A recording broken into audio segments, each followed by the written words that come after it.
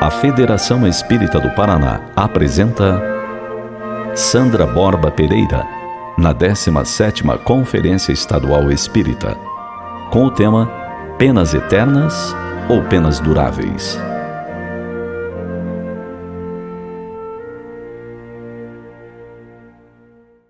Irmãos aqui presentes, prezados internautas que acompanham a 17ª Conferência Estadual Espírita, inicialmente, nossos votos de muita paz e o nosso desejo de que esta conferência redunde em nossos corações e mentes na mais alta contribuição para que possamos refletir sobre as temáticas aqui apresentadas, transformando esses conhecimentos e essas informações em espírito e vida. Desejaríamos também agradecer desde já a Deus, sem dúvida alguma, a Jesus, a Federação Espírita do Paraná, as URIs que nos receberam, com sedes em Pato Branco e em Telêmaco Borba. Agradecer a todos os trabalhadores que estão colaborando em seus postos de trabalho, a fim de que este evento transcorra num clima de paz e serenidade. As equipes anônimas, muitas vezes, mas que são o suporte aos 400 voluntários que tornam possível essa conferência e aos nossos amigos que compõem conosco a mesa. E, obviamente, mais importante, depois de todos esses, vocês que aqui estão para prestigiar este evento. Gostaria ainda de registrar a alegria de poder rever os queridos companheiros, amigos, verdadeiros exemplos na tarefa da divulgação espírita, nosso Divaldo, o nosso Raul, nosso Alberto, Haroldo, Sueli, Alessandro, a quem também cumprimentamos. Mas gostaríamos de fazer, logo de início, uma pequena queixa. Nordestino adora se queixar. A minha queixa é a seguinte: lá na minha terra, quando tem os grandes eventos, as chamadas atrações menores, elas vêm primeiro, e a atração principal depois.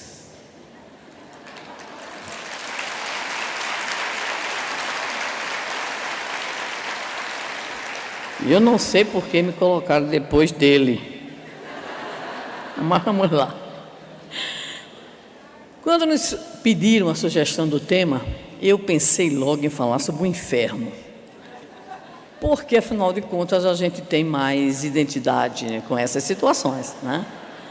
Mas depois eu me lembrei de uma indagação e uma crítica muito interessante que ficou marcada em minha época de estudante de filosofia, quando o grande enciclopedista Denis Diderot, em plena época do iluminismo, ele que é o grande nome do enciclopedismo francês, indagava em sua obra Pensamentos Filosóficos, fazendo uma crítica à então Igreja Católica.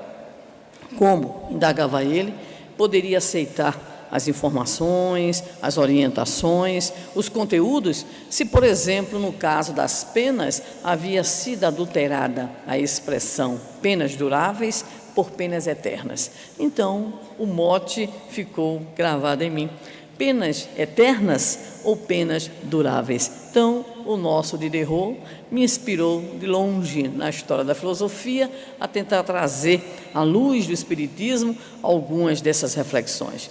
Mas o segundo motivo é meio egoístico. Eu estou pensando em mim mesma, ou seja, né, eu estou querendo saber em que mais ou menos eu estarei constando na hora das penas, né? Por enquanto não penso nos gozos, pelo menos isso, né?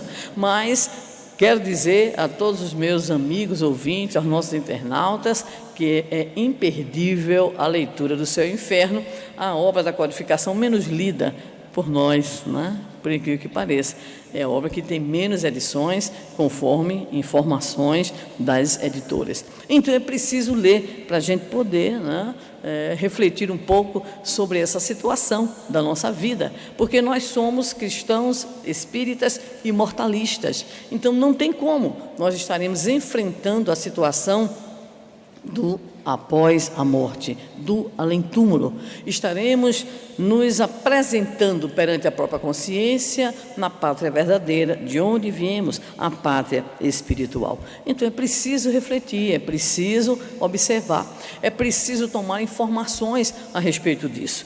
Então, preocupada também com isso, nós nos debruçamos em torno da temática e fomos buscar as principais fontes das nossas reflexões nesta tarde e noite. Em primeiro lugar, o Livro dos Espíritos, obra básica da codificação, de modo mais direto a quarta parte de onde se origina a obra O Céu e o Inferno, e de modo muito mais específico ainda, as questões 1003 a 1009 e outras que possam subsidiar a nossa argumentação. A outra obra, sem dúvida, é aquela que estamos homenageando, a obra O Céu e o Inferno, de modo também específico a sua parte primeira, capítulo 6º, Doutrina das Penas Eternas, e outros capítulos de apoio, outras informações de apoio às nossas argumentações. Comecemos por situar as bases da argumentação.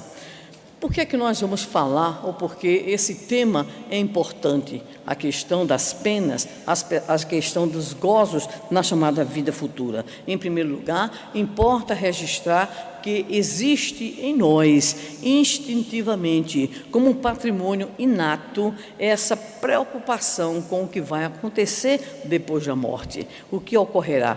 Sofreremos? Seremos felizes? Encontraremos aqueles a quem amamos? Encontraremos aqueles a quem odiamos ou a quem prejudicamos? Então Kardec, preocupado com essas mesmas questões, começa a indagar aos espíritos que lhe responderão. O Espírito de Verdade nos dirá: nós carregamos como que naturalmente essa intuição, porque a visão do nada, a ideia do nada nos horroriza. Então, a ideia da vida futura está presente. Mas Kardec quer saber se está presente, como foi que isso aconteceu, como é que nós trazemos de modo inato, instintivo, esta compreensão. Curiosamente, a resposta do Espírito de Verdade nos remete ao grande filósofo Platão, quando o Espírito de Verdade diz que em espírito, ou seja, antes da reencarnação, antes de aqui estarmos na nossa vivência reencarnatória, nós tivemos essa percepção, o que significa dizer que, na verdade, nós nascemos da morte, né? Nós estamos no plano espiritual e aí reencarnamos. O que significa isso para nós? Contemplamos, dentro da própria visão platônica, uma espécie de realidade que se nos apresenta e, ao reencarnarmos, temos, então, a intuição acerca do porvir, acerca da vida futura. Além disso, também, a instintiva e de modo inato, uma rejeição da nossa parte à autodestruição, a imaginarmos que tanto sonho, tanto investimento, tanto aprendizado, tantas experiências que temos durante o breve período reencarnatório, que de repente tudo isso não tenha nenhum sentido, que tudo isso não tenha nenhuma razão de ser. Quando contemplamos a própria natureza, identificamos que nela nada se destrói, mas tudo se transforma, conforme a antiga e sempre atual lei que Lavoisier nos apresenta. Então, nós temos essa intuição. No entanto, nos nossos pródromos evolutivos, seria como que natural que essa ideia da chamada vida futura fosse uma espécie de decalque mal feito da nossa própria vida presente. Por isso, vamos encontrar nos diversos estudos antropológicos, dentro da história do pensamento e da cultura humanos, nós vamos encontrar então a ideia de que o pós-morte é bastante material. De repente, o pós-morte referiria-se a coisas bem da vida mundana, ao guerreiro, aquele que fosse uma criatura que trabalhasse no campo comercial. Tudo dizia respeito, nessa primeira visão, a respostas de modo extremamente material, ou então de modo a referendar as glórias, o poder, a honra. É só com o passar do tempo que nós, de fato, vamos começando a misturar materialidade e espiritualidade. E o interessante é que quando nós chegamos nesse ponto, a espiritualidade dizia respeito às chamadas beatitudes, às contemplações, ao não fazer nada, ao ficar usufruindo de uma felicidade sem muita razão de ser. para o lado das recompensas. Mas quando foi para o lado das penas, a coisa ficou bem materializada. E tão materializada que o fogo passa a representar então a melhor forma de castigo. O fogo que queima, mas não consome. Porque se queimasse e a gente se acabasse, estava bom demais. Então, é o fogo que não se consome, que não consome aquela dimensão que ali está participando do processo, então, punitivo. Beatitude no céu e, poderíamos dizer, as torturas no campo, então, material. No entanto, nós poderíamos indagar aqui, neste momento, mas isso era coisa de gente antiga. Como é que se mantém até hoje, para muitas pessoas e para muitos agrupamentos sociais, a ideia do inferno, a ideia da punição, e punição eterna? Então nós vamos, mais uma vez, na busca, na leitura do Livro dos Espíritos, nas suas questões 958 a 962, e encontramos o Espírito de Verdade esclarecendo, em primeiro lugar, que o nada não existe, que a vida futura está, de fato, presente em nós como uma marca divina e que nós carregamos, de fato, conosco a intuição das penas e dos gozos. No entanto, nós temos essa visão de conformidade com o grau evolutivo, com o desprendimento que já temos das coisas materiais, com a visão de espiritualidade que nós poderíamos ter. O que significa dizer que o que temos hoje ainda, em termos de afirmativa de diversas denominações religiosas e até mesmo de grupos, de seitas, em relação ao inferno ou em relação às penas eternas, é como se fosse algo que se demora no nosso psiquismo, ou uma espécie de atavismo que se mantém em nós e que traz para as criaturas, de modo geral, consequências muito danosas. O homem, então, primitivo, ele levou, de fato, para a sua percepção em torno do futuro pós-morte, aquilo que via na sua própria materialidade. E isso foi corroborado, isso foi incorporado pelos mitos, pelas crenças, pelas religiões, e dentre as diversas razões pelas quais essas crenças, esses mitos e essas religiões assim procederam, está um fenômeno muito grave, que era a espécie de freio que essa ideia poderia apresentar. Qualquer um de nós, por exemplo, que assistiu um filme muito interessante, Lutero, onde nos é apresentada a Reforma Protestante, o surgimento da Reforma Protestante. Quem teve a oportunidade de assistir o filme lembra perfeitamente a utilização do drama. Então, para a venda, por exemplo, das indulgências, se utilizava a arte. Imagina que desgraça, né? Na verdade, era uma dramatização horrível, mas ali então se mostravam quadros horrendos, e depois vinham exatamente as, vamos dizer assim, ofertas para diminuir o sofrimento e a dor desse ou daquele parente. Então, desde cedo nós vamos encontrando essas ideias que vão se enraizando no nosso pensamento religioso, na nossa própria necessidade de transcendência. Mas a outra pergunta que vem a seguir é natural. E o cristianismo, o que foi que fez com isso? Será que Jesus não deu uma mãozinha também aí para a turma continuar a pensar sobre a existência do inferno?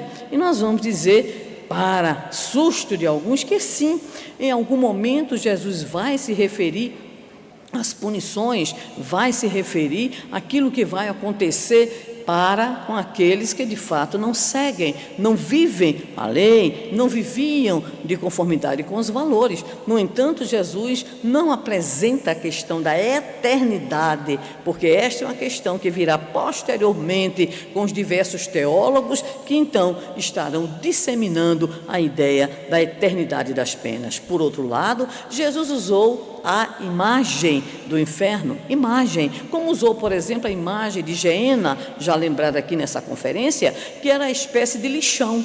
Então nós não podemos tomar ao pé da letra nem a ideia dos infernos, nem a ideia da Geena, porque ambas as imagens indicam apenas o sofrimento, indicam apenas a maneira através da qual Jesus utilizou, podemos dizer assim, a imagem para ainda mostrar dentro da sua tarefa de revelação, que de fato nós temos a vida após a morte e que essa vida após a morte tem uma identificação direta com as nossas próprias realizações. Então, poderíamos citar somente a título de ilustração, por exemplo, Jesus na própria oração dominical. Na oração dominical, em certo momento, ele diz que vai pedir o perdão, perdoai-me, né? Assim como perdoo aqueles que me ofendem. Ora, se Jesus nos apresenta o perdão, é porque existe então essa transcendência ou essa capacidade, não apenas humana, mas principalmente essa condição divina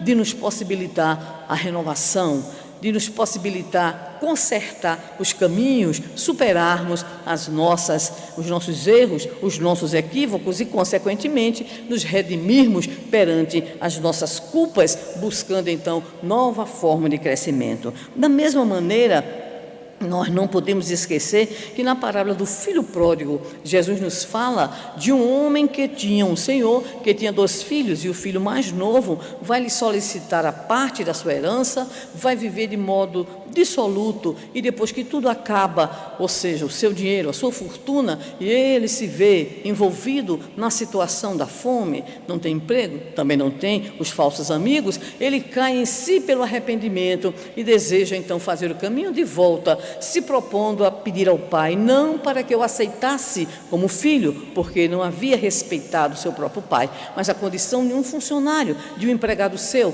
porque ele sabia que seu pai era um empregador, podemos dizer assim, justo, e os seus empregados possuíam pão em abundância. A história todos nós conhecemos. Ele faz o caminho de volta, provavelmente com muita dificuldade, aliás, certamente com muitas dificuldades, e ao aparecer ao longe, o seu pai o vê e sai correndo em busca do filho, que lhe diz: pai, pequei contra o céu e diante de ti, já não sou digno de ser chamado teu filho, trata-me como um dos teus jornaleiros. Mas o pai não quer nem ouvir essa história, o abraça, chama os empregados, pede sandálias, roupas, o anel, manda matar aquele novilho e vai dizer: esse meu filho estava morto e reviveu, estava perdido e foi achado. Então, mais uma vez, Jesus nos fala da misericórdia, da compaixão de Deus em relação a nós, dentro da simbologia da própria parábola do filho pródigo. Igualmente,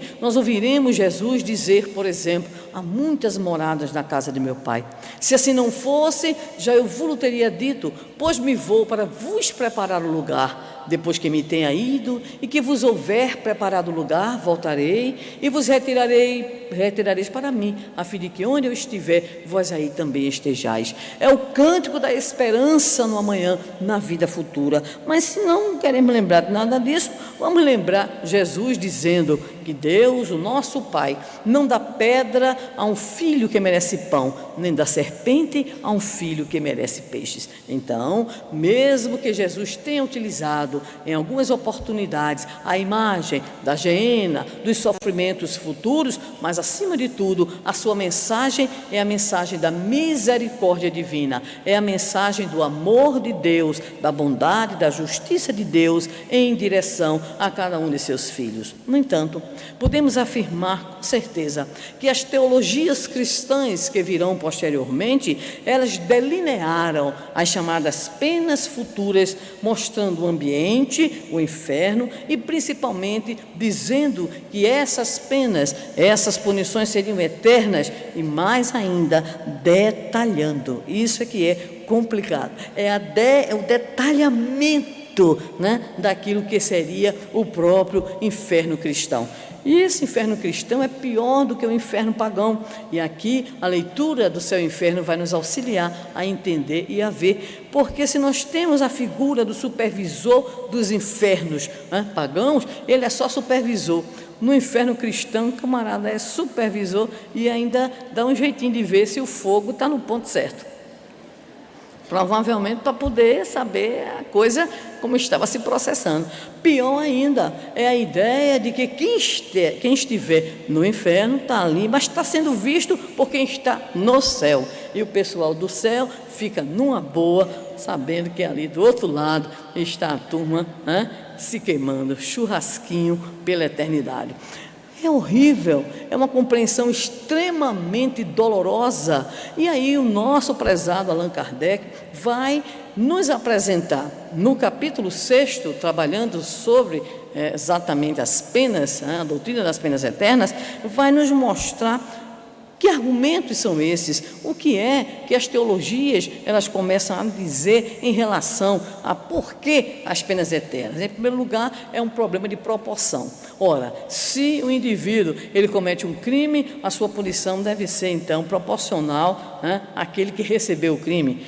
Ora, se o crime foi contra Deus, então a punição tem que bombar, punição tem que ser para acabar com o indivíduo. Bem, outra coisa estranha é que, se de repente as teologias consideraram que o chamado gozo, a premiação no além-túmulo para os bons, para os puros, deveria ser eterna, então a punição para os culpados também deveria ser eterna. E o terceiro argumento é exatamente de que, a partir da ideia de que nós teríamos a pena eterna, isso serviria como um freio para as populações. Kardec, de modo magistral, como se estivesse, conforme nos diz o prezado Herculano Pires, na sua tradução da obra, é uma peça jurídica. Então, nessa peça jurídica, ele vai apresentar a argumentação e, obviamente, a refutação. Vamos rapidamente, de maneira pálida, mas sugerindo a leitura da obra para todos, conforme aqui também já houve essa oportunidade. Então, ele começa a dizer que, quando se diz que deverá a criatura receber uma punição eterna, porque quem foi o ofendido foi Deus, foi a sua lei, nos diz então, Allan Kardec nos apresenta então um conjunto de reflexões, onde estaria aí o conjunto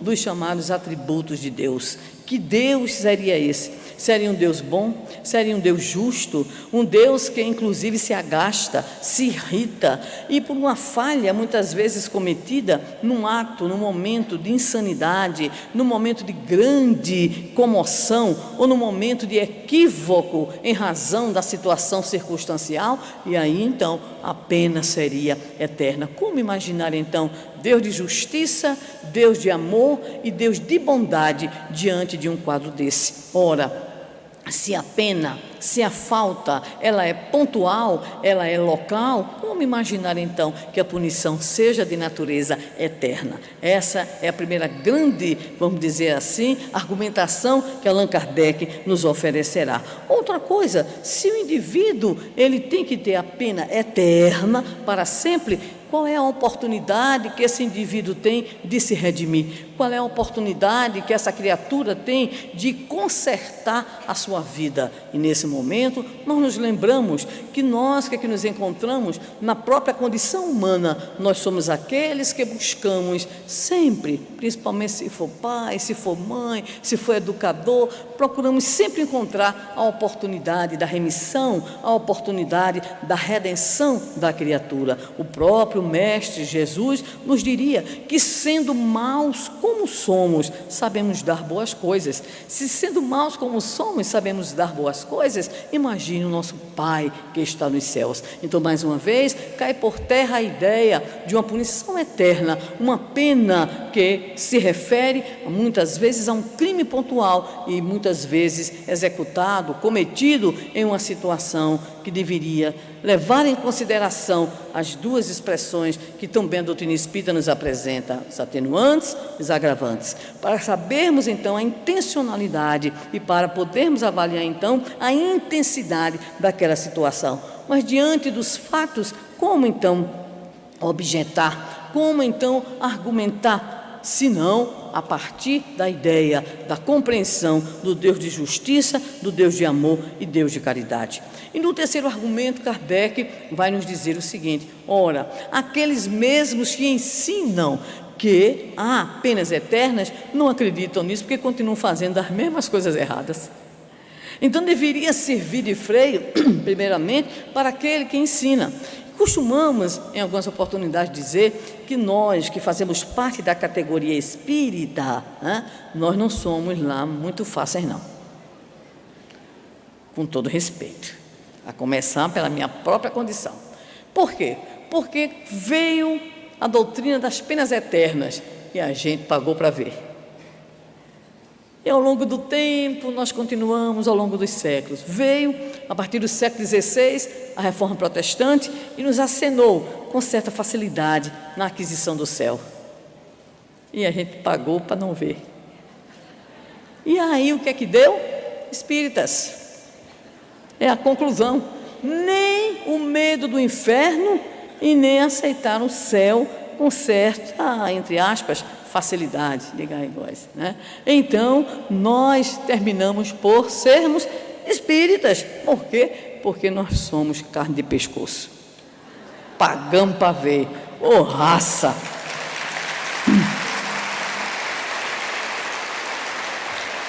Mas Kardec vai mais adiante, procurando nos trazer algumas reflexões em torno das consequências. Essa doutrina, ao longo do tempo, ou seja, a doutrina das penas eternas, o que foi que ela gerou? Então vamos lá, vamos começar pela incredulidade. Exatamente porque, avaliando a nós mesmos, nós nos sentimos então melhores que Deus.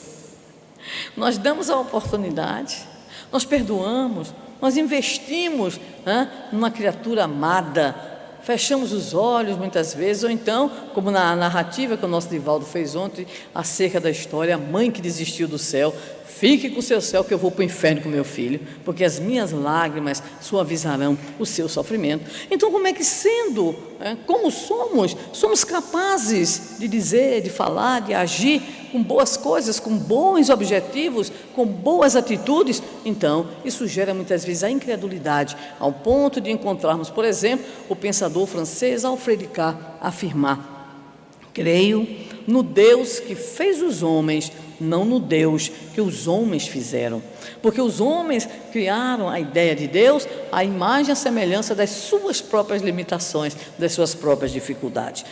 E além disso, o que é que vem a seguir? Materialismo, ateísmo, como resultantes de uma doutrina absurda, de uma doutrina que era para, entre aspas, frear a conduta do povo ou para atemorizar, em especial, as criancinhas. Mas há um outro fator mais grave, e aí nós pedimos a permissão, com todo respeito, apenas historicamente pondo a questão, é que também essa doutrina foi usada para a exploração financeira e para o domínio das consciências. Nada melhor do que apresentar ao povão, Está aqui, ou se comporta bem, ou fica quietinho, bem comportado, aguenta tudo, tá? Não faz desordem, tá? Não convoca nada, então não reclama. Então, há por trás também do aspecto propriamente religioso um outro aspecto, que é o aspecto econômico, e o outro aspecto mais grave ainda,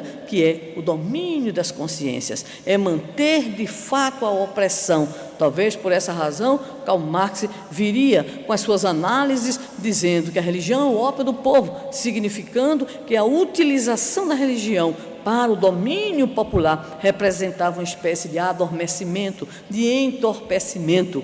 Ora, Allan Kardec vai nos dizer que é lastimável que também isso tenha ocorrido com o uso da chamada doutrina das penas eternas. Mas aí, ele vai nos dizer, isso já em 1865, ou seja, há 150 anos atrás, a doutrina das penas eternas passou do tempo. Então, já não era para existir entre nós. A grande questão é por que não deveria mais existir. Mas, atrás, no Livro dos Espíritos, na quarta parte, a qual nos referimos ainda há pouco, ele vai debater essa questão, e o Espírito de Verdade dirá que à medida que nós evoluímos, à medida que nós vamos amadurecendo mental, emocional, que vamos caminhando intelectualmente dentro daquilo que o próprio codificador denomina de progresso intelecto-moral, vamos nos libertando dessas visões. Então, naturalmente, a criatura não vai mais aceitar esse tipo de proposta, esse tipo de indução. No entanto, lembremos que a religião, ela tem uma força muito grande junto às populações e, de modo geral, nós encontramos a utilização de aspectos dogmáticos, em especial, para atemorizar, para ser colocado diante das pessoas como alguma coisa que está definida e, consequentemente, que não pode ser questionada, que não pode ser refletida, porque o conhecimento religioso é quase sempre um conhecimento dogmático. Então, a outra consequência que Kardec ainda apresenta, além do materialismo, do ateísmo e da incredulidade, é que as pessoas que estão nas religiões que afirmam acerca desta doutrina fiquem por uma questão de convencionalismo social, ou então que migrem, que busquem outras religiões ou outras respostas na busca da sua transcendência, à exceção, obviamente, daqueles que de fato se pronunciam ou se definem como materialistas e ateístas. O que é que significa dizer? É que, de fato, nós temos a prova disso em algumas pesquisas que, de repente, aparecem aí em diversos meios de comunicação, na mídia. Então, há muitos anos atrás, o New York Times chamava uma pequena manchete dizendo: brasileiros, 85% da população brasileira acreditava em reencarnação. Saiu lá. Há um pouco mais de 2 anos, cerca de 3 anos, um instituto de pesquisa da Alemanha, fazendo aqui e em outros países um levantamento, uma pesquisa em torno da religiosidade da juventude, concluiu que a nação com mais propensão a ter jovens com aspectos de religiosidade seria o Brasil. Olha que bênção para todos nós. Agora, interessante é que nem 2% da amostra ali de jovens que eles entrevistaram, nem 2% era de jovens espíritas. Mas quando se perguntou se acreditavam na reencarnação, deu mais de 70%. Então tem uma coisa estranha aí, Então, se nem 2% era de espíritas, e como é que deu um percentual tão alto? Qual é a conclusão? Mesmo não sendo espíritas, a ideia da reencarnação ali estava presente.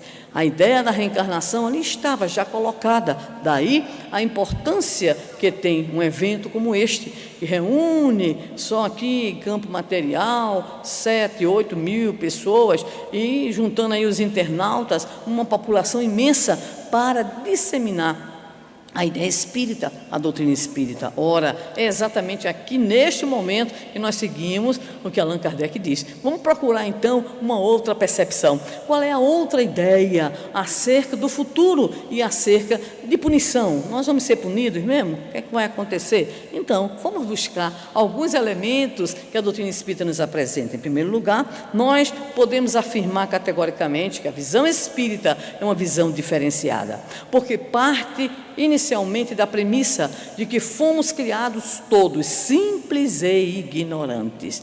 E se Deus nos criou simples e ignorantes, não poderá, obviamente, exigir de nós isso ou aquilo, não poderá estar exigindo de nós aquilo que nós não temos ainda condição de dar. A doutrina espírita é uma doutrina experiencial. O que é que significa dizer? Criados simples e ignorantes, nós vivenciamos as experiências que os processos reencarnatórios nos possibilitam. Interessante situar nesse instante os 3 mecanismos da pedagogia divina. Encarnamos para o processo de evolução. Desencarnamos porque desencarnar é fundamental e necessário. Ninguém pode desejar ser Wolverine, ninguém aqui vai se tornar Highlander de forma alguma.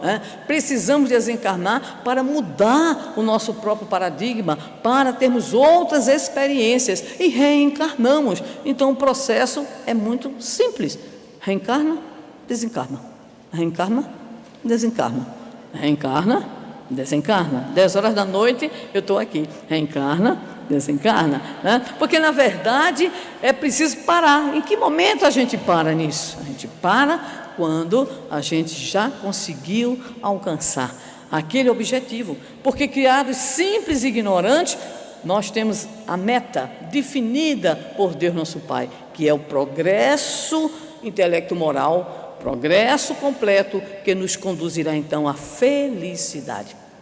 O próprio Jesus estabeleceu, conforme está no capítulo 5 de Mateus, versículo 48, sede, pois, vós outros perfeitos, como perfeito é vosso Pai Celestial. Lógico que não seremos nunca perfeitos igualmente a Deus, mas Jesus usava essas imagens para nos provocar uma reação, a fim de que buscássemos entender a essência da sua palavra. Perfectibilidade é o grande objetivo. Simples e ignorantes, perfectibilidade, ou seja, começo, fim último, e o meio. O meio é onde a gente se complica. O meio diz respeito às nossas experiências reencarnatórias. O meio diz respeito àquilo que nós vamos experienciar, aquilo que nós vamos viver como necessidade de aprendizagem. Por essa razão, todos que aqui nos encontramos possuímos aquilo que denominaríamos, usando a nossa terminologia própria de professora, um histórico escolar. Cada um de nós tem um histórico escolar. E as disciplinas são várias. Estudo é uma, paciência é outra, resignação outra, dedicação, renúncia, e aí a gente vai, né?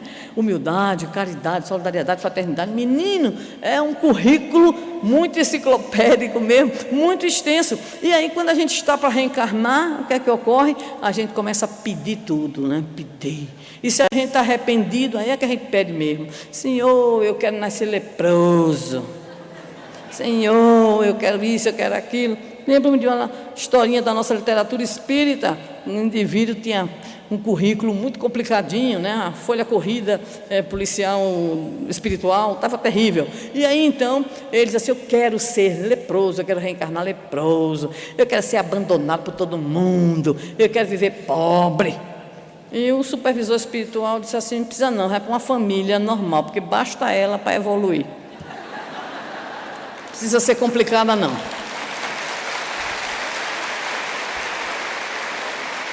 Vai numa família comum, né? Que afinal de contas Jesus já disse: onde 2 ou mais estiverem reunidos em meu nome, aí eu estarei presente para desapartar. Aí para desapartar fui eu, desculpa, né? Então, baixam 2 para começar a confusão. E aí vai. E o Espírito ainda disse: o orientador também não precisa ser abandonado não por ninguém não precisa ser leproso não, nem precisa ficar pobre, né? Faz o seguinte, vai ser médium. Desculpe quem está me ouvindo aí, viu? Sueli, etc e tal, os amigos. Vai ser médio, ostensivo, vai trabalhar na casa espírita, vai fornecer semanalmente o seu esforço, a sua dedicação. Quer dizer, cada um de nós às vezes pede o que não merece de fato, ou então a gente está usando de mecanismos de escapes e de fugas. Então, nós acreditamos com a doutrina espírita que somos aqueles que estaremos nos nossos processos de aprendizagem, exercitando o livre-arbítrio, ampliando a nossa possibilidade de intervenção no mundo, de interação. É essa a visão que a doutrina espírita nos apresenta. Isso significa dizer, aí é importantíssimo, que para a doutrina espírita, nós não somos aqueles que nascemos já com uma espécie de tudo definido, um maktub, né?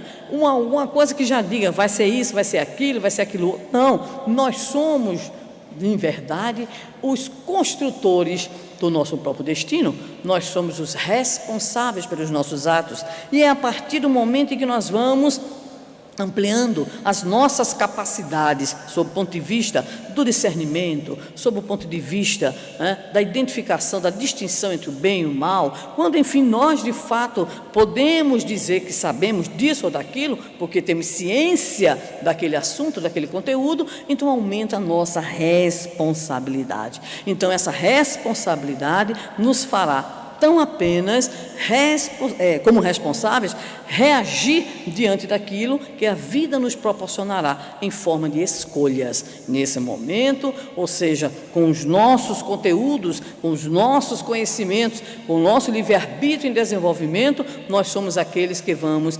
escolhendo isso ou aquilo, agir mediante essa ou aquela intencionalidade, levar em consideração esse ou aquele valor para podermos então escolher o nosso caminhar. Então, o nosso caminhar é feito de fato no sentido da construção pessoal, embora se dê também na forma coletiva. A pedagogia divina, voltamos a ela, nos dá uma mãozinha importante. Em primeiro lugar, nos dá a natureza que nos adverte. Então, nós já temos para esse bom desenvolvimento, enquanto espíritos que somos e que estamos nesse processo de conhecimento, de evolução e de progresso, a natureza exerce um papel pedagógico importante nas nossas vidas. Da mesma forma, nós temos, consoante o que o Livro dos Espíritos nos ensina, temos escrita na nossa consciência a lei divina ou natural. Então, se a esquecemos em razão dos nossos interesses egoísticos, se a esquecemos em razão das nossas más paixões, mas ela lá está, a consciência, o aguilhão, que vai nos dizendo, vai colocando, quando nós estamos nos processos decisórios na vida, vai colocando então a própria consciência, um sinalzinho, vermelho, amarelo, e muitas vezes a gente prefere ser daltônico, e aí a gente não quer enxergar. E aí a gente diz de novo, pago para ver. A gente sabe que está fazendo a besteira, né? A gente sabe que está se abeirando da escolha errada, mas aquilo como que nos atrai, e se nos atrai é em razão das nossas imperfeições. Mas nós temos uma outra coisa, nos afirma o Livro dos Espíritos, nós ainda temos, além da própria natureza que nos adverte, além da consciência que acende a luzinha, nós ainda temos bons espíritos, os nossos companheiros espirituais que vão nos intuir. Quantas e quantas vezes nós vamos nos precipitando e a gente diz assim, uma voz, pois é, às vezes é a voz interna da consciência e além dela, a voz de alguém que fala no nosso coração, na nossa mente, na nossa alma, nos dizendo do perigo onde estamos entrando com as nossas atitudes. Mas temos algo importantíssimo que é o conhecimento. Por essa razão, Jesus nos diria, conforme João 8,32, conhecereis a verdade e ela vos libertará. É a busca do conhecimento, e esse conhecimento significa a nossa leitura de mundo, de vida, de realidade, a nossa busca de identificar características, propriedades, qualquer que seja a noção que aqui tenhamos, mas é um conteúdo que de repente nos auxilia no processo de escolha, no processo do caminhar. Então este conhecimento ele vai também nos orientando, à medida que nós vamos crescendo em conhecimento. Jesus nos diz, a verdade, ela, quando nós a encontramos, porque buscamos esse conhecimento, nos liberta da ignorância, nos liberta do fanatismo, nos liberta dos equívocos e dos erros. E não poderemos esquecer de forma alguma que nós entramos na vida corporal, ainda conforme a obra básica da codificação, para nos melhorar. E se nós reencarnamos para crescer, para melhorar, existe a responsabilidade daqueles que nos orientam. Daí a visão espírita da paternidade e da maternidade como missões, que significa a necessidade da orientação correta para aqueles que se nos chegam na condição de filhos, de rebentos, de crianças, de jovens, de adolescentes, enfim, daqueles que o Senhor nos apresenta para que junto a eles desenvolvamos o processo educacional. Então a boa educação vai nos fornecer diretrizes de progresso. Para quê? Para que nós possamos seguir adiante. Daí a importância do estudo da doutrina espírita, a importância do estudo sistematizado da doutrina espírita, a importância da evangelização da criança e do jovem para apresentar as bases de uma vida saudável, para que a criaturinha, desde cedo, vá se compreendendo, não apenas como um ser humano, mas como um espírito imortal. Nós lembramos, a título de ilustração, que a Federação Espírita Brasileira, através do seu Departamento de Infância e Juventude, fez uma enquete com os jovens, o que é que a doutrina espírita representa para você. E dentre as centenas de respostas extraordinárias, foi escolhida uma de uma jovem baiana, tinha que ser, né? De 19 anos, que dizia assim, eu me imagino num quarto escuro. É um quarto escuro. E nesse quarto escuro tem uma lâmpada, e essa lâmpada mostra que este quarto ele está bagunçado, está todo bagunçado. E ela diz, esta lâmpada me mostra a bagunça do quarto, então me mostra o que é que eu devo fazer. E, em resumo, afirma, a doutrina espírita na minha vida é esta lâmpada. Olha que visão, é uma jovem de 19 anos de idade. A doutrina espírita é a lâmpada que nos faz ver onde precisamos melhorar. Então, a boa educação, a boa leitura, o nosso envolvimento no trabalho espírita, na casa espírita, nas atividades espíritas, tudo isso significa também para nós educação. Educação do espírito, autoiluminação, para que nós possamos então transitar com mais segurança em nossa experiência reencarnatória. Agora poderemos dizer que sob a luz da doutrina espírita, as penas são simplesmente o resultado das nossas infrações diante da lei divina. Pronto. Então, Deus não vai ficar com um caderninho ou com um computador, uma tabela de Excel, pegando os nossos atos para dizer, vou pegar esse aqui e ali, essa daqui é na esquina que eu pego, né? Então, não é nada disso. As penas ou os sofrimentos, as dores, são resultado da nossa própria caminhada quando nós fazemos essa caminhada de forma equivocada. Há uma pergunta que de modo muito especial me toca o coração e a mente, que é a questão de número 614 de O Livro dos Espíritos, quando Kardec indaga sobre a lei divina ou natural. E a resposta do Espírito de Verdade, ipsis literis, é a seguinte: a lei natural é a única necessária à felicidade do homem. Ela lhe indica o que ele deve fazer ou não fazer, e ele só se torna infeliz porque dela se afasta. Pessoalmente, uma resposta completa. Nós somos infelizes quando nos afastamos da lei divina ou natural. Nós criamos as dores, os nossos sofrimentos aqui e além, em razão daquilo que realizamos. Logicamente, se são penas em processos de infração diante da lei, e se gozos, a nossa harmonização para com a lei divina natural. Mas poderíamos ainda esmiuçar um pouco mais com o Livro dos Espíritos e o apoio do livro Céu e Inferno. Como é que ocorrem então as nossas penas, sob o ponto de vista agora espírita, no plano espiritual? Que é a minha preocupação, inclusive já disse para vocês, Então, a resposta é: as causas são variadas.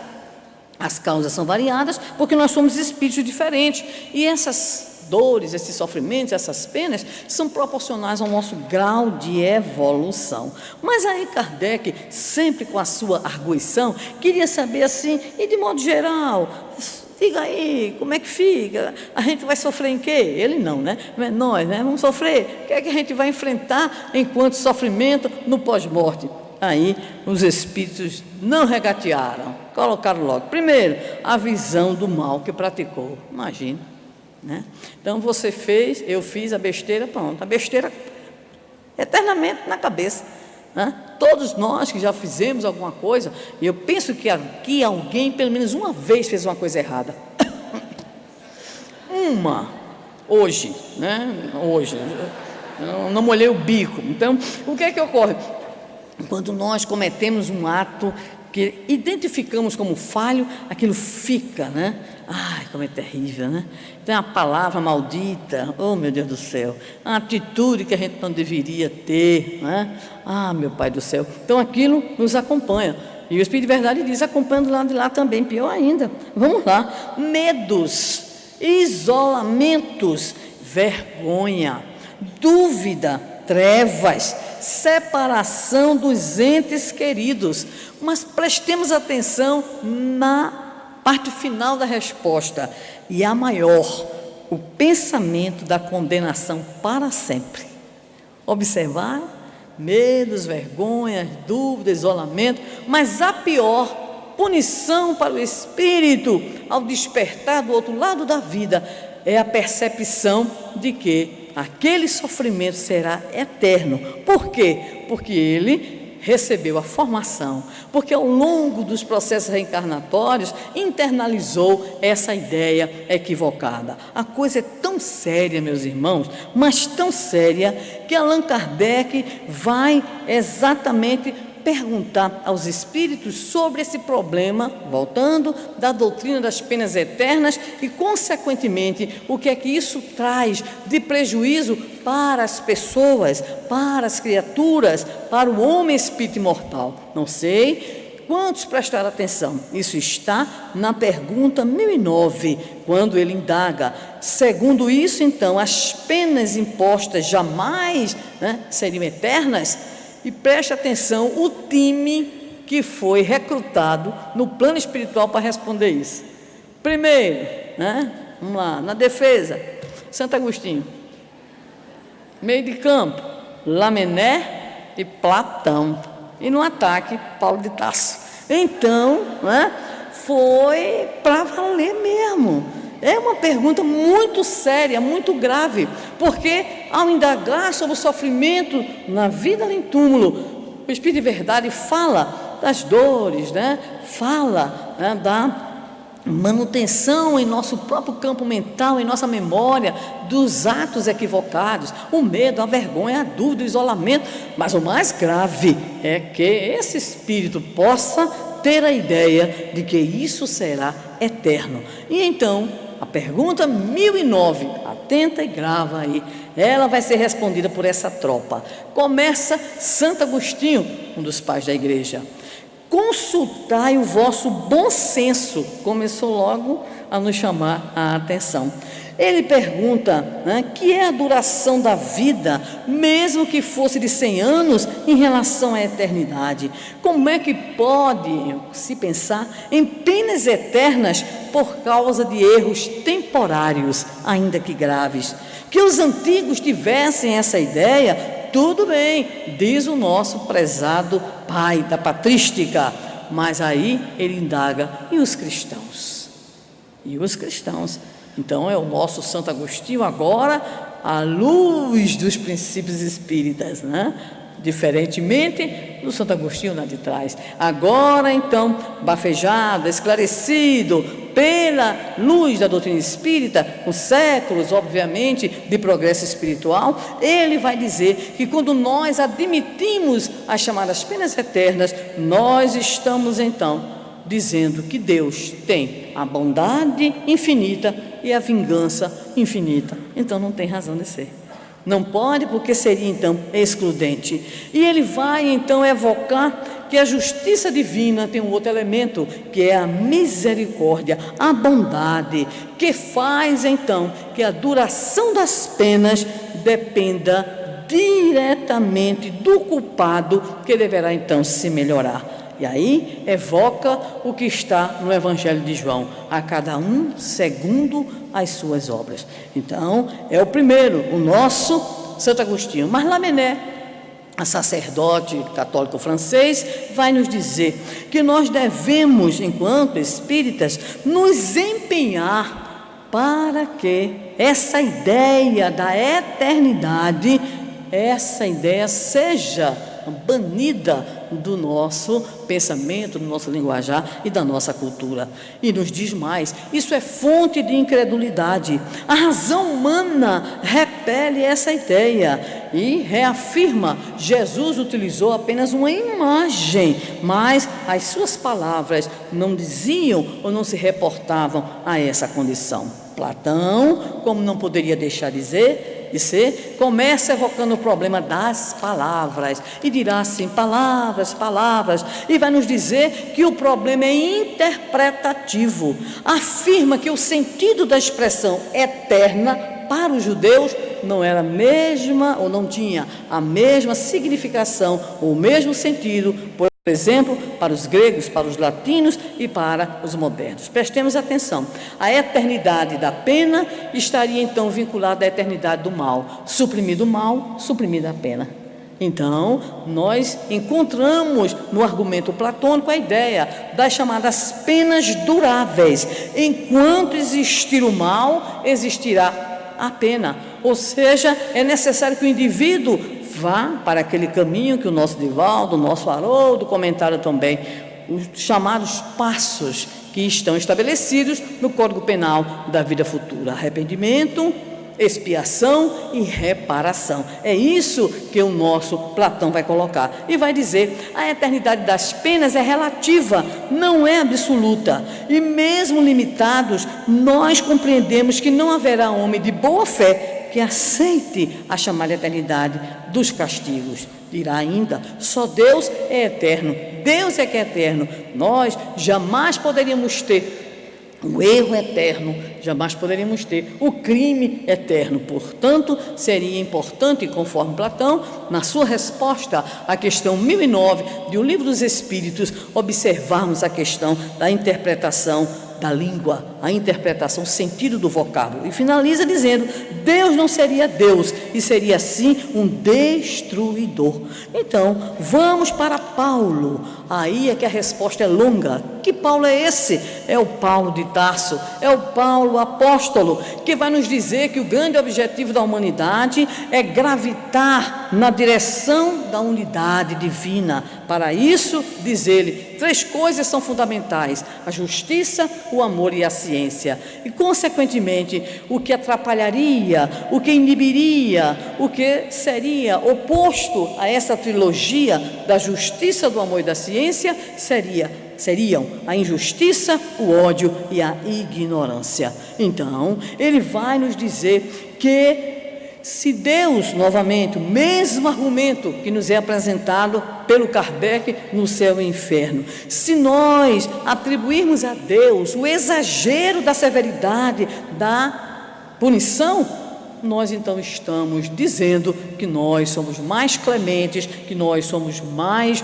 vamos dizer assim, compreensivos e mais evoluídos do que Deus. E nos ilustra com as tão conhecidas historicamente, tão lastimáveis atitudes em relação às perseguições religiosas da Idade Média. Ele nos indaga, hoje, quando nós contemplamos a história, nos envergonhamos da Idade Média, nos envergonhamos da Santa Inquisição, que de santa não tinha nada, das execuções, das torturas, do fato de levar as criaturas ao desespero, à confiscação, primeiramente de bens, porque em muitos casos estimulava a denúncia de que a criatura era herética em relação exatamente a esta situação. Então nós vamos observando ainda na argumentação do nosso Paulo de Tarso, é necessário, ele exorta, deixar perecer os dogmas, esse dogma em especial, alterá-los. E ele diz: vivificai-os, abrindo-os aos benefícios que os bons espíritos derramam. Finalmente nos afirma a ideia do inferno, com as suas fornalhas ardentes, com os caldeirões, tudo pegando fogo. Tudo isso significa mitologia, que não deve se demorar entre nós para cada vez mais não engendrar a incredulidade, o ateísmo, o materialismo. Finalmente, ele nos exorta ao trabalho e faz 2 perguntas. Quem é o culpado? O culpado é aquele que, por um falso impulso da alma, se distanciou em dado momento da criação divina e do seu objetivo. E nos evoca: Jesus é o grande arquétipo humano. Qual é o castigo que nós deveremos entender? Que tipo de castigo é esse? É a consequência natural do nosso falso impulso. E ele exorta: é o aguilhão que excita a alma pela amargura a voltar-se sobre si mesma e a retornar ao caminho da salvação.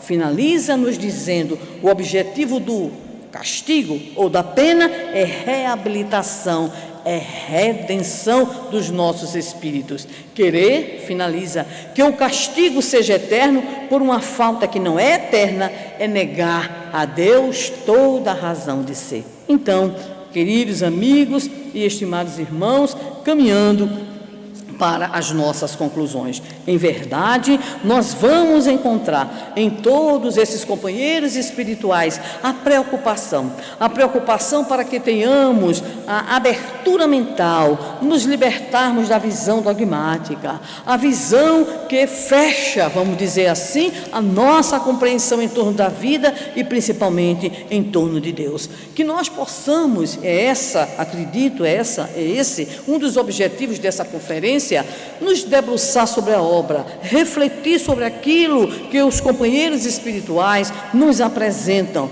identificar os argumentos, ver a própria ponderação que o nosso Allan Kardec nos apresenta, para que tenhamos assim uma nova maneira de enxergar, uma nova visão, uma nova compreensão em torno da justiça e do amor de Deus. Finalmente, nós diríamos, Diderot tinha razão, as penas não são eternas, as penas são duráveis, e nós vamos buscar no próprio texto sagrado uma colocação que se encontra em Ezequiel, capítulo 33, versículo 11. Diz o Senhor Deus: não tenho prazer na morte do perverso, mas em que o perverso se converta do seu caminho e viva.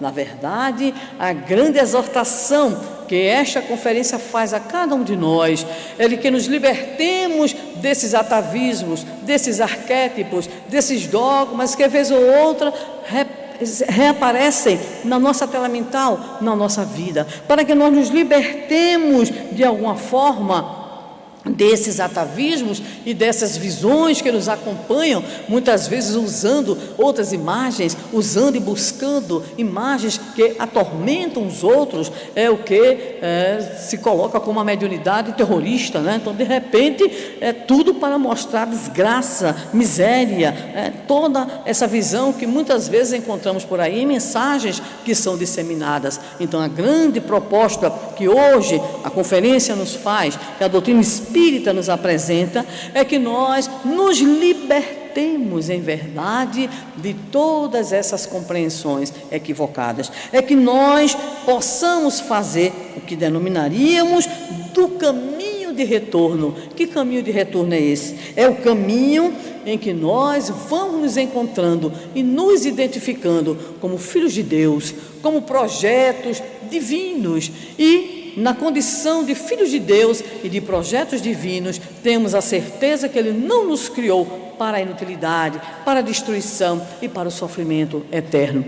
Seria, de fato, retirar de Deus todos os atributos que nós já identificamos, mesmo com as nossas falhas, seria finalmente torná-lo destruidor e vingativo. Façamos dessa forma o caminho de volta que significa a nossa compreensão em torno da justiça, da bondade de Deus, e que essa justiça e essa bondade divinas, junto à sabedoria do Pai, que nos proporciona as experiências necessárias ao nosso processo evolutivo, possamos dizer a nós mesmos que nos encontramos vivenciando nesse instante a dor, o sofrimento, a dificuldade, aquilo que precisamos, aquilo que necessitamos, ou aquilo que nós cultivamos com a nossa atitude. Nós somos assim, os artífices, os construtores da felicidade ou da desdita. Cada um de nós, diz o cancioneiro popular, compõe a sua história. Cada ser em si carrega o dom de ser capaz de ser feliz. Então, que possamos nesse instante identificar essa necessidade imensa que possuímos de alargar as nossas vistas, de podermos dizer diante de Deus nosso Pai, da nossa confiança no seu amor, na sua misericórdia, que possamos evocar a Jesus mais uma vez, nos dizendo que o Pai não dá pedra ao filho que merece pão, nem serpente ao filho que merece peixe.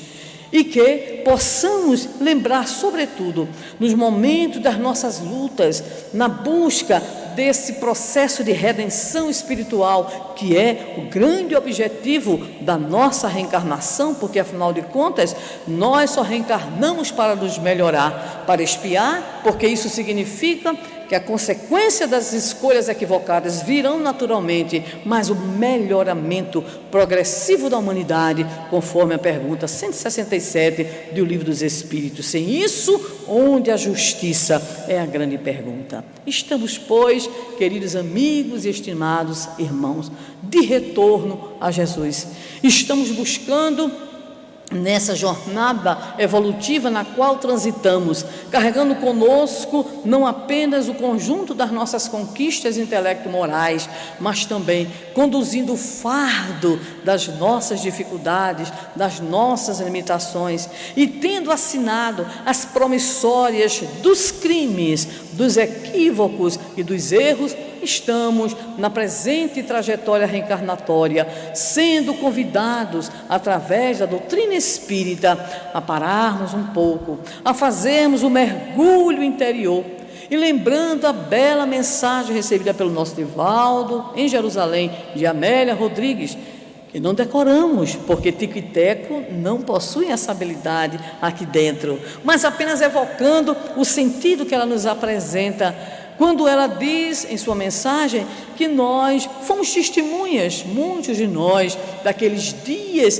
imorredouros e inesquecíveis do trânsito do homem de Nazaré pelas estradas da vida, e que provavelmente nós ouvimos aquelas palavras, aquelas exortações, aqueles poemas que o Senhor declamou para nós, enaltecendo a imortalidade, a justiça e a bondade divinas, e nós como que vibramos, e vibramos tanto que dissemos a nós mesmos que nós iríamos seguir a Jesus.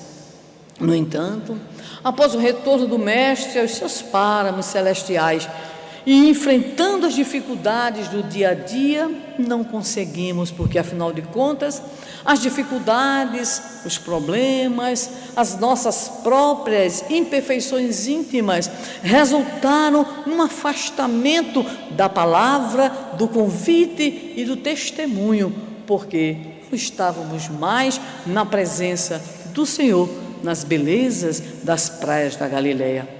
E nos diz ainda esse espírito extraordinário da educadora baiana Amélia Rodrigues: tentando de alguma forma retornar a Ti, Senhor, nos complicamos. E nos complicamos em nossos processos reencarnatórios, muitas e muitas vezes tendo as escolhas equivocadas, atendendo aos nossos interesses. Mas ela conclui a belíssima mensagem que a Federação Espírita do Paraná distribuiu, inclusive na última conferência. Ela nos diz: mas Senhor, Tu não desististe de nós. E é esta mensagem que esta conferência, que a doutrina espírita nos apresenta. O Senhor não desistiu de nós, mesmo diante dessa Jerusalém tão atormentada dos dias de hoje, mesmo diante das nossas atitudes equivocadas e muitas vezes repetidas ao longo de inúmeras reencarnações, num ciclo vicioso de sofrimento, erro e sofrimento, Ele não desiste de nós e continua a nos chamar, continua a nos encontrar no imo da própria alma, na consciência, continua a solicitar a cada um de nós que nós possamos rever as nossas atitudes, que nós possamos rever as nossas posturas, as nossas escolhas. Hoje, bafejados com o esclarecimento da doutrina espírita, já entendemos que não iremos reformar o mundo, já entendemos que não iremos transformar os outros, já conseguimos entender, ainda que palidamente, que tudo que desejarmos fazer neste mundo deve inevitavelmente começar em cada um de nós, construindo cada um de nós o seu céu, construindo o seu caminho de gozos, que não serão materiais, mas que serão principalmente frutos da alegria, da harmonização, porque afinal de contas nos situa o Espírito Emmanuel pela mediunidade do nosso Chico Xavier. O grande objetivo, o grande desiderato do discípulo é um encontro definitivo com o Mestre. E nós, que carregamos conosco o fardo dessas dificuldades ainda hoje, somos também os que sentimos uma profunda saudade daqueles dias na barca, naqueles dias nas cercanias da cidade, naqueles dias aos pés do monte ou acima do monte, quando o Senhor trouxe-nos à terra o mais belo poema, cuja síntese está localizada em dois grandes conceitos centrais: a nova percepção ou a nova compreensão do Deus que é Deus de amor, não o Yahvé, não mal-humorado, não o que combate, não o irritado, não o que persegue, não o que castiga, mas o que educa, o que aproveita toda a nossa intencionalidade no bem para nos promover, o que nos encontra nos diversos caminhos da vida para nos auxiliar nesse grande processo de crescimento e de evolução pelo nosso próprio esforço. O novo conceito central que Jesus nos traz e nos mostra, revoluciona aquele momento histórico para nos falar de uma paternidade divina que tem como consequência uma fraternidade universal que nem sempre entendemos e que nos tem em desdobramento a relação para com Ele, principalmente a busca, não do sacrifício, não do aspecto exterior da relação de adoração, mas principalmente ao nosso esforço pessoal de transformação. Misericórdia quero e não sacrifício, diria Jesus, se referindo ao próprio Pai. Este conceito vai então ser reeditado, revitalizado pela doutrina espírita, que nos apresenta Deus não em sua total condição, porque não temos para isso o sentido, mas o Deus bom, Deus justo, o Deus imaterial, Deus de misericórdia, onipotente, onipresente, onisciente. Então, este conceito central, rezam muitos historiadores, educadores e teólogos, lastimavelmente ainda não foi internalizado por nós, que identificamos Deus como nosso Pai, mas tio do outro, patrão do outro, torturador do outro, carrasco do outro. Não identificamos ainda a nossa condição de fraternidade universal. Mas dizíamos dois conceitos centrais. O primeiro, a nova percepção, a nova compreensão de Deus, com resultados naturais em relação aos valores, à adoração, ao culto, enfim, a uma compreensão da própria vida. E, em segundo lugar, a imortalidade da alma. Dizia o nosso querido Haroldo, o nosso patrimônio. Patrimônio não apenas teórico, patrimônio de conhecimento não apenas hipotético, mas a certeza, porque afinal de contas, Jesus tinha tanta certeza em relação às nossas dificuldades, em relação às nossas inibições intelecto-morais, que se apresenta a Maria no chamado terceiro dia após a crucificação. Posteriormente, acompanharia os 2 discípulos na estrada de Emaús. Mais adiante, entraria no prédio fechado, onde os discípulos temerosos com o futuro se reuniam. E para escancarar, para de fato fazer um grande, entre aspas, e com todo respeito, um grande show da imortalidade, ele se apresentaria ao topo do monte, diante dos 500 da Galileia, transformando aquelas criaturas nos seus primeiros evangelizadores, trabalhadores, dizendo, consoante as palavras do irmão X, Humberto de Campos, na obra Boa Nova, psicografia de Francisco Cândido Xavier, aquele momento no cume do monte, olhando aquela pequena multidão, formada por homens, mulheres, judeus, estrangeiros, crianças, jovens, idosos, Jesus, num diálogo que, segundo o nosso irmão X, não foi propriamente articulado, mas foi produzido no campo mental e emocional de cada um. Era uma exortação para que todos aqueles que ali estavam pudessem se constituir nos trabalhadores do Evangelho, pudessem se constituir em produtores do bem, pudessem representar o pensamento emancipador e libertador do Evangelho, nas ciências, na filosofia, nas artes, em todas as áreas de atividade humana. E finaliza o nosso Humberto de Campos. Ali estava a grande caravana que jamais se dissolverá.